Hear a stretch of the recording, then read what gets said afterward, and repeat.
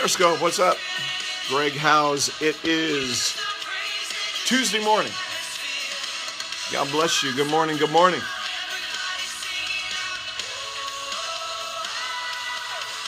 Hope your day's off to a good start. Good morning. High energy.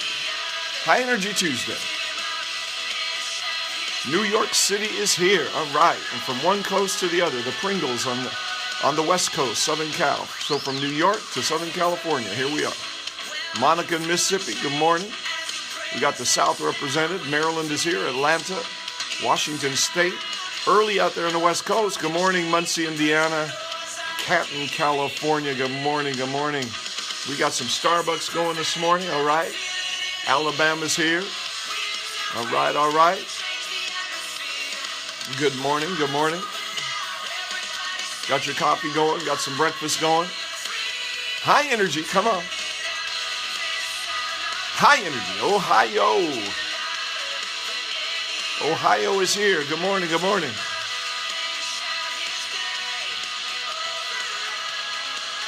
Thank you. We're going to talk about some creativity today, so I need you creatives to chime in, okay?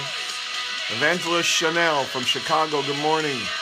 DC is here. District of Columbia, good morning, good morning. Bennett from Plano, Texas, good morning. Good morning, Gloria, Mississippi. Good morning, good morning. North Carolina's here. Good morning, good morning. God bless you guys. I'm glad you're with me this morning. Thank you. Thanks for the hearts. Every time you tap the screen, you release a heart. So just keep tapping away. Thank you. Thank you so much. Thanks for inviting followers and friends to come on with you. Greatly appreciate it. Thank you so much. Thank you so much. I'm Greg Howes. This is Leaderscope, and we're going to be talking about the creative process. Los Angeles, good morning. Wow, we got some folks from LA in the house today. LA's my hometown. Thanks for being on with me. Good morning, good morning. God bless you guys. So we want to talk about the creative process. Olympia Fields, good morning. We got the locals here. Olympia Fields, Illinois, right here in the south suburbs of Chicago. Good morning, good morning. We want to talk about the creative process. This past Sunday night, we had our Flow gathering at the Manilow Theater, Freedom Hall and Park Forest. And we had a number of people participate in Flow. And Flow is all about the release of the creative arts. So we had some creative people that were releasing their gifts this past Sunday night. And they did it in the form of rap and spoken word, dance, singing, playing guitar. I believe we had a monologue. So some different things that were involved this past Sunday evening. We had a testimony involved of a young woman that was shot on the streets of Chicago some years back and was told that she would be paralyzed, she would never walk again. And we saw her walk on the stage Sunday night and give her testimony of how God is healing her over a period of time. She's not quite all the way there yet, but she is on the way, and all the glory goes to God. So that was a testimony of the creative acts of God working in her physical body. So Sunday night was all about creativity. We have another Flow gathering coming up on November the 13th, where we will be releasing the creative arts once again.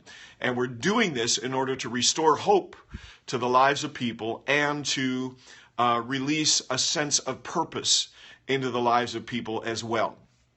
It's all about creativity. It's all about creativity. So today, again, from a man named Charlie Gilkey, some of the components of the creative process. Now, Gilkey, I believe, got his ideas from a man named Graham Wallace, who wrote about the creative process way back in 1926.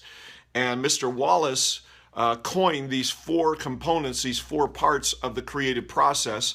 We walked through these yesterday. Let me just quickly review them. The first one is preparation, and that's where you do the work. That's where you're searching. That's where you're discovering what's going on. That's what you're finding out what interests you and what motivates you. And you're having conversations with other people in order to discover what's happening with this creative idea that you have latched onto. And it's important for us to realize that creativity is social. so much comes out of our conversations with other people. There will be times when you get something all by yourself, but I would submit to you that those times are probably a bit rare. You get those ideas, you get the concepts out of conversations that you're having with other people. You're hearing their problems, you're hearing their issues, or you're hearing their thoughts and ideas. You're getting feedback from them, and the creative ideas begin to flow through the power of conversation with other people. So I think that's really important to realize. That's all part of the preparation stage. That is where a lot of work is done. Then we have the incubation stage. And in the incubation stage, we are now working on the idea. We're making new connections of ideas, connecting different ideas. And then we are also separating out the unnecessary thoughts, and we're grabbing for new ideas, new things that may help us in the project. You've got to realize that distractions are dangerous at this stage of the game. And also, I need to tell you that if you're working for someone else, if you're a creative, but you're working for someone else, that can actually stunt your creative process a bit. So you need to be aware of that. It doesn't need to stop you, but it can stunt, it can hinder, it can stop, it can slow you down. So just be aware of that, and that means you just have to be more intentional about this incubation stage and keep the creative juices flowing. After incubation, you have illumination. Illumination is where the revelation comes. That's that aha moment, the eureka moment. It's where you see something, it dawns on you, the light bulb comes on, and you realize this is what I'm supposed to do. This is what I'm supposed to create. This is what I'm supposed to release in the earth. It is that aha moment. Aha, illumination, revelation. The idea comes. The problem with it is it tends to come at inopportune times. When you don't have a piece of paper, you don't have your iPad, you don't have your phone handy, and you're not able to write it down. So you just have to be ready for that as much as possible and get after it and stay after it and know that the creative process is working in your life and illumination is there in that moment, and do what you can to catch the moment, catch that revelation. And then finally, the stage 4 is the implementation stage. And this is where you now have enough on this idea. You have enough now to see where this is going. And you see that it's going to require more work, just like the preparation stage. Now there's more work to be done because now you see where everything is going. This is where, if you're a writer, the written piece is now visible. It's on your computer, it's on a piece of paper. If you're a songwriter, the song is now flowing. You can hear it, you can sing it. You're writing the words down, you're writing the notes, the chords down. If you're an artist, a painter, the paint is now on the canvas. You can see it. It's beginning to take shape. It's taking form. And listen, it only takes just one or two ideas that are well executed, and you can really flourish in life. That's all it takes, just one or two ideas. Think of a Mark Zuckerberg with Facebook. He had an idea. He got together with some buddies of his at Harvard, and they began to work it. They were all computer geeks, and they started working it, and they kept innovating and communicating with each other, having those conversations, and the aha moment arrived, and they created something that eventually, through evolution, became Facebook. If you haven't seen the movie Social Media, I would encourage you to go and see it. It's an older film now. It came out several years ago, but you can get it on DVD, or it's probably on your whatever you have on your television. Go back and watch that movie about how Facebook started, how Mark Zuckerberg started the whole thing. And I think you'll find it of interest. It will help you in the creative process. It really, really will.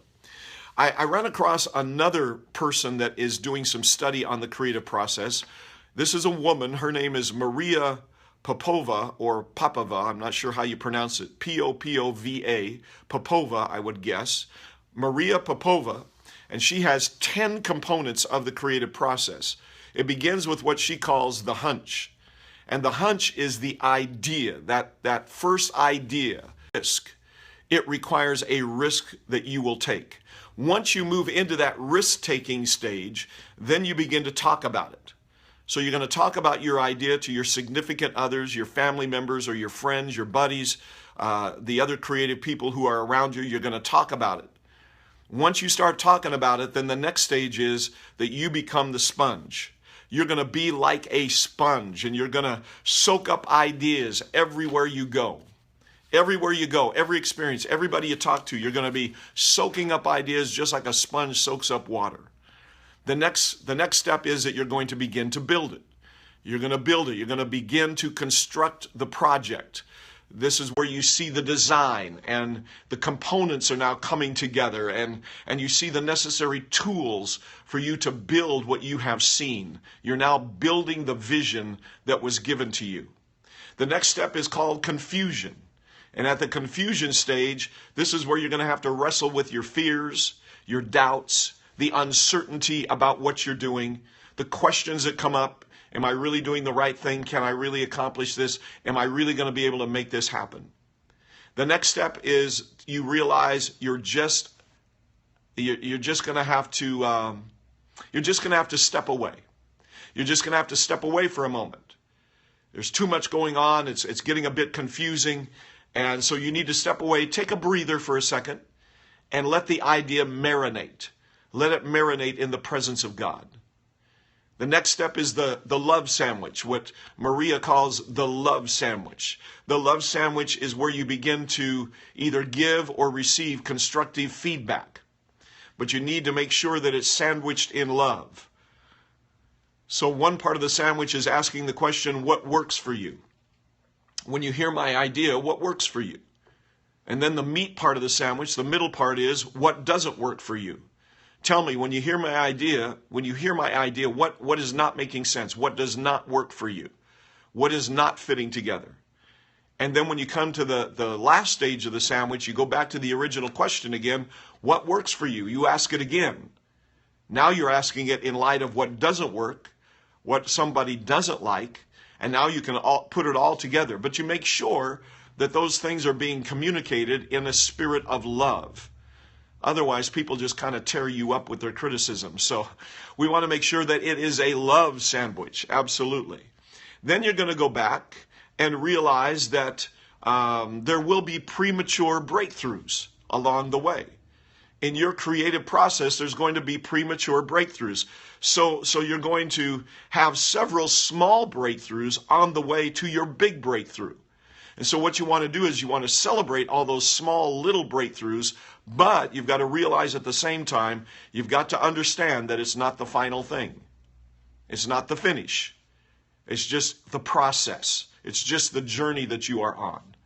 Then you're going to go back and revisit your notes. Revisit the notes you took in that original hunch stage or the preparation stage. Review that preparation process. Ask yourself the question, did I miss anything along the way? Is there anything I need to add? Is there anything I need to subtract?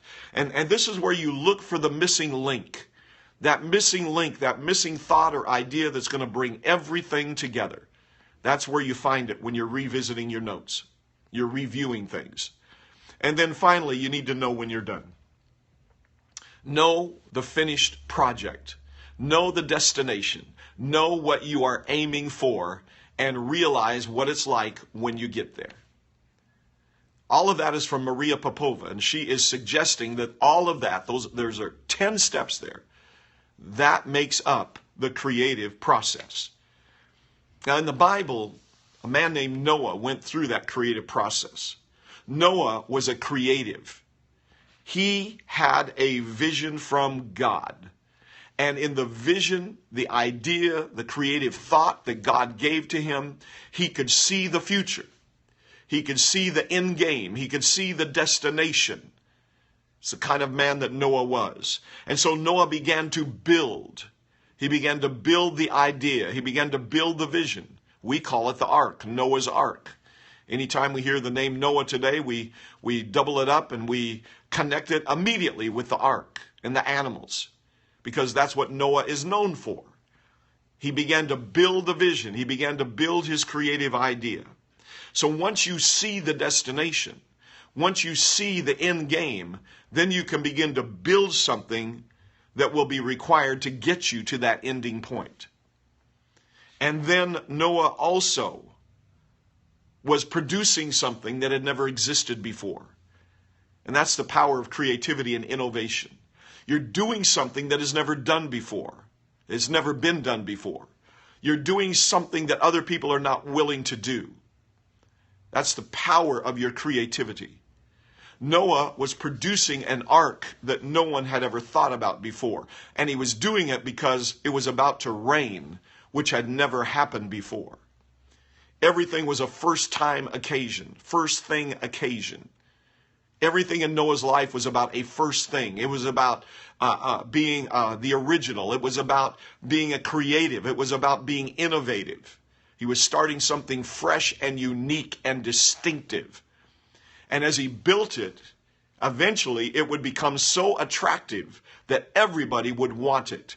Everybody would want to be involved with it. See, when you're first moving in that creative idea, other people may criticize you, they may mock you, they may tell you that it's never going to work, it's never going to happen. But once you build that idea, once you put that vision into the building process and people begin to see what you are building, they're going to be attracted to it because it's going to be something that is beneficial to them. I hope you're hearing that. The people of Noah's day were attracted to the ark because it eventually became something that they needed. Now, they came around too late, but they were attracted to it. And so I believe today that as you work your creative idea, you go through the creative process, you go through these steps, eventually you're going to be building something and producing something that has never been done before. People haven't seen it before, and they're going to know that they need it, and they're going to know that they will be attracted to it. That is the creative process. Oh, I hope you're getting that today. Hope you're getting it today. It's powerful. It really, really is. It really, really is. Thanks for being with me today. I appreciate it. I love you. I'm grateful for you. Thanks for the hearts. Thanks for inviting people to come on with you. Greatly, greatly appreciated. Get that creative process moving in your life today. Open doors in front of you today. Opportunities are being presented to you today. New people, new connections are coming into your life. Resources, money, finances coming your way today. It's happening. You have favor with God and favor with man. So rise up and be bold, rise up and be strong, be courageous, and go after it with all of your heart. Whatever God put in your heart, do it. Whatever your hand finds to do it with all of your might. Go after it in Jesus' name. I love you. Thanks so much. Have a great day. I'll be talking to you soon. Be strong in the Lord and in the power of His might.